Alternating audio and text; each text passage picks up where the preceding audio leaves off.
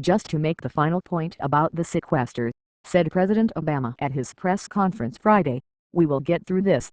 This is not going to be an apocalypse, I think, as some people have said.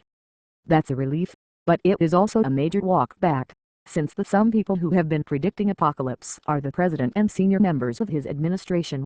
Normal Americans awoke Friday to find that the veneer of civilization had not fallen away.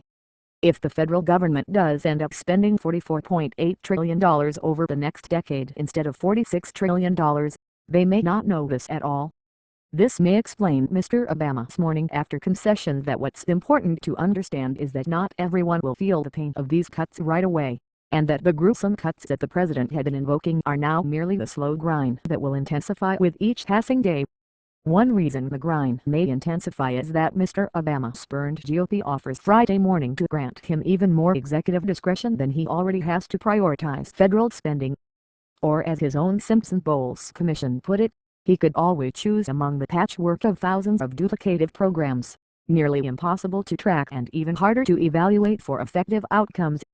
This he does not want to do. What he is trying to do instead is implement the sequester as rudely as possible so that he can extract another tax increase. As the president put it, "The problem is that Republicans have adopted an ironclad rule that we will not accept an extra dime's worth of revenue."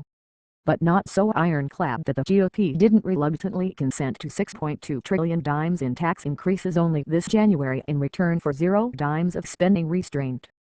Mr. Obama wants Republicans to commit political harakiri by doing it again. Asking the other party to commit suicide is not typically a good basis for bipartisan accord. Mr. Obama pitches his tax increase as tax reform and merely cutting tax loopholes and tax breaks for the well-off and well-connected. He also said he doesn't want to raise tax rates.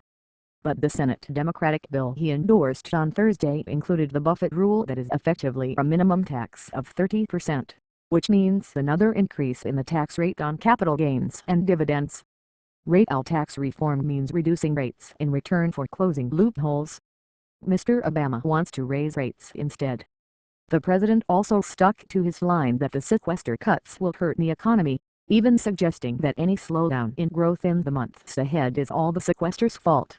As long as the sequester's in place, we'll know that economic news could have been better if Congress had not failed to act. Investors seem to take a different view. Stock prices rose on Friday,